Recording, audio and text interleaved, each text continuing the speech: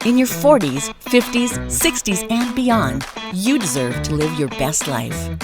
Say goodbye to preconceived notions and let's shatter those stereotypes together.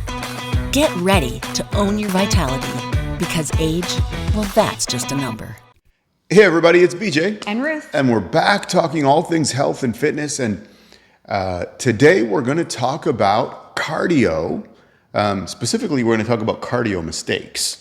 Right. Yeah. So before we get into that, just take a minute and give us a like for the video and subscribe to the channel. It helps us out. And also make sure that you don't miss out on anything because we are putting out regular content and more content going forward. We have some great stuff coming up in the works. So you want to make sure you don't miss anything. So let's get right into it. Okay? Cardio. All right. We're going to talk about cardio mistakes. Now, let's preface all of that with starting with the importance of cardio for overall health, for heart health, for your cardiovascular. We've talked about that and we've done episodes about, high intensity cardio, zone 2 cardio. We've broken all those things down. Yeah. So we're not going to get back into that per se today, except to say that cardio is important and should be part of your lifestyle. Yes, for sure. Right?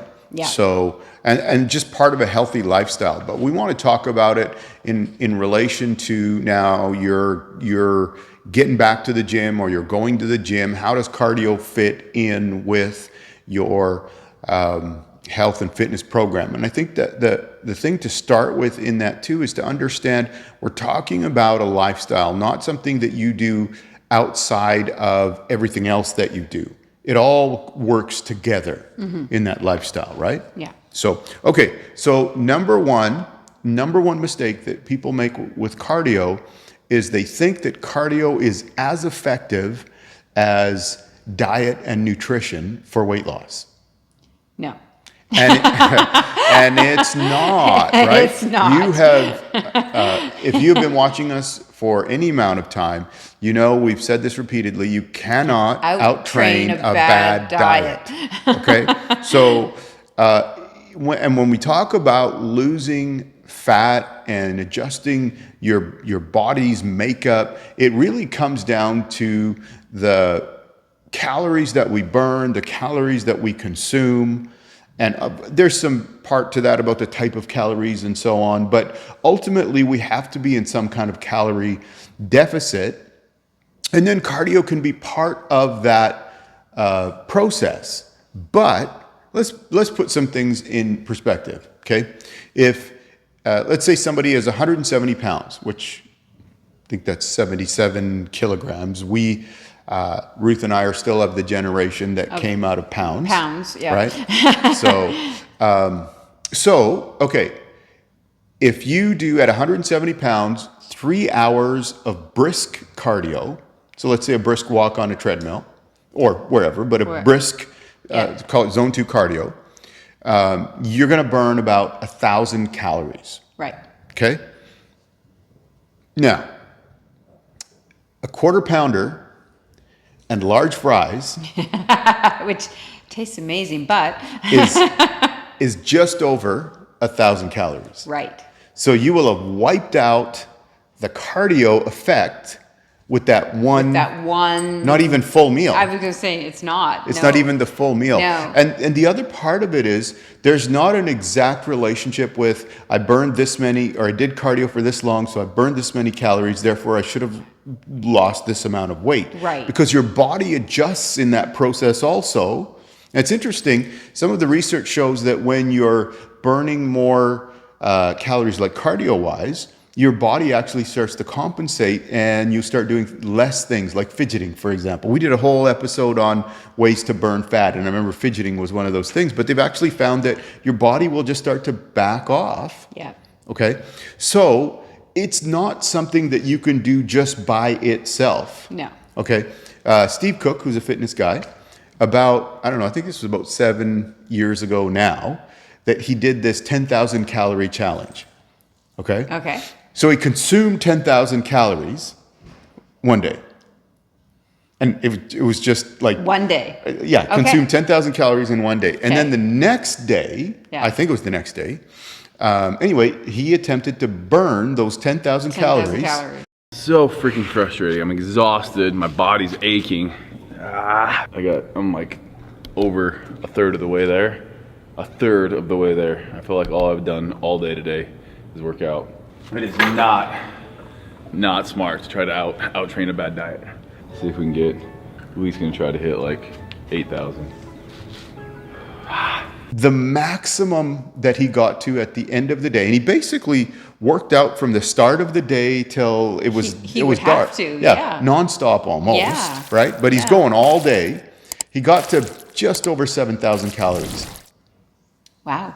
So there's no way he could catch up with the calories consumed. Mind you, 10,000 calories is a horrendous amount of food. But here was the thing too. It doesn't nowadays even have to be a horrendous amount of food. It can just be enough of the wrong foods. That's right. Right? Yeah. So anyway, so the point of which is you have to understand that cardio fits with the whole greater picture, but you can't do it outside of also being aware of what it's doing or what your diet looks like. No, it can't undo bad choices. It can't.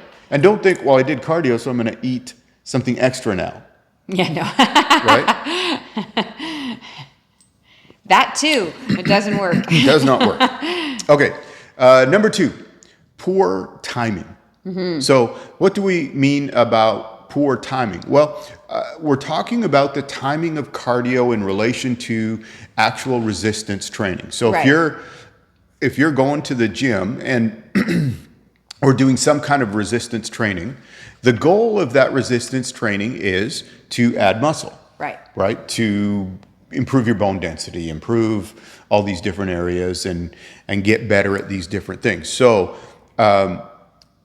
there's an effect called the interference effect, which is how concurrently doing cardio and weight training affects the weight training. There's been a number of studies, and we're not going to get into all the guts and minutia of those details, except to say, if your focus in going to the gym is adding muscle, then you need to make that a priority, the resistance training. Mm-hmm. Okay?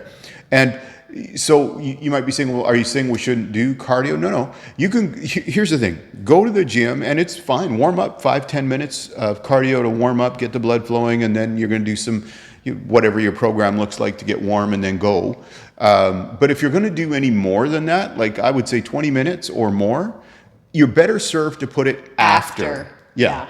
Better served to put it after the workout so that you get your muscles get the most in terms of stimulus and they're going to respond accordingly, and then you can take the time after to do the cardio, or maybe you're going to do it later in the day or something like that. Yeah. Okay. That's kind of the ideal when you're talking about timing. Yeah. Okay. All right. So that's number 2. Number 3, we can call it the high intensity trap. And we did an episode talking about high intensity interval training. Yep, HIIT versus LISS. Right, yep. And the value of it, because it's important. There's great value in it. But don't get stuck into thinking that, well, that's all I'm going to do or all I need to do is just lots of high intensity interval training. It's great as part of the overall, again, right? It's not something we do one thing outside of another, but part of the whole thing together. The other thing to keep in mind if we're doing a whole bunch of high intensity interval cardio is it takes longer to recover, right? And recovery is huge because, we're going to get to the next, somewhere in here, one of these is about, I think it's the next one, is about overtraining. Mm. So the point of this is if you're going to do HIIT training, it's great.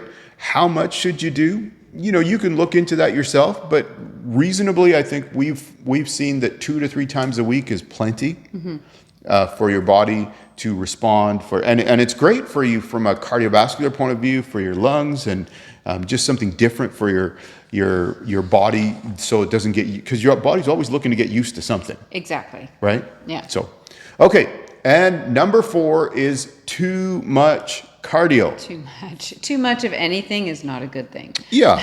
Overtraining works right? And against you. this is where we're talking about overtraining, Yeah. right? Because cardio does not operate independent of your training. So it's all going to tax your body, all going to require your body to recover, all going to take resources for your body to do at the time and then recover after. Yeah. And so we have a finite amount of resources available from our body. And then when we cross that line, we end up overtraining. And that's when you'll end up with injuries. That's when you end up with getting sick all the time. That's where you end up with, you lose motivation to train. Yeah. I know that a lot of times the marathon runners, because they are training at a really high level, obviously, but as they get closer, or even in that process of getting ready for competition, they're really watching because they're getting coughs and sniffles and things like that, right? Yeah. I know for competitions, my coach says right up front, okay, we need to make sure you're staying on top of vitamins. So you don't get sick. Right. You're really taxing because you're taxing your body, right? So okay, what is too much? The American Heart Association says that 150 minutes of physical activity a week is kind of the basics. Mm-hmm. Okay. So now we're talking about cardio, whether you do it just by itself or in relation to your other fitness lifestyle. Because again, we've said this repeatedly, this is all about lifestyle, right? Not what we do once, not I'm just going to go out and get a whole bunch of cardio in because I just eat a whole bunch of nachos and whatever the case might be. And so I'm going to try and deal with that. I think we started with that one. So, but a good rule of thumb is if you're not a long distance runner, if you're not, running, half marathons, things like that, or even just a long distance runner in other competitions, I think a good rule of thumb would be like 60 minutes is probably the max cardio that you would want to do in one session. Yeah. Right. And if you're just going out for a walk, great. But if you live in some place where you can do some hiking and things like that, wonderful. But most likely you're not hiking for more than an hour a day every day. No. So, the thing to remember is more is not always better. It's not better. It's just, I've learned that the hard way. Right? It's just more. Yeah, it's just more, and it's hard on the body, and your body can only take so much. Yeah, and I think that's the thing to remember too for us as we're aging, that the recovery ability is different now than when we were 20. Right. Right? So you need to make sure that you're giving your body time to recover. You need to make sure that you're giving your body the fuel to recover, and you need to make sure you're giving your body the sleep and the rest to recover. So that's it for today. Those are some common cardio mistakes. Say that 3 times fast. Common cardio mistakes, and you want to avoid them so that you get the most out of your fitness program. That's right. Right? Yeah. And again, I think it's worth reiterating, this is about a lifestyle, right? A health and fitness lifestyle where we're putting in the time that it's working out, or maybe you're doing more hiking or more, those kind of things. That's wonderful, but it's all part of your lifestyle. It is, yeah. Right? And so we want to take those things into account because we all want to live our best life, right? I'm looking forward to enjoying time one day with my grandchildren and not have any issues with bending down, picking them up, or any of that stuff.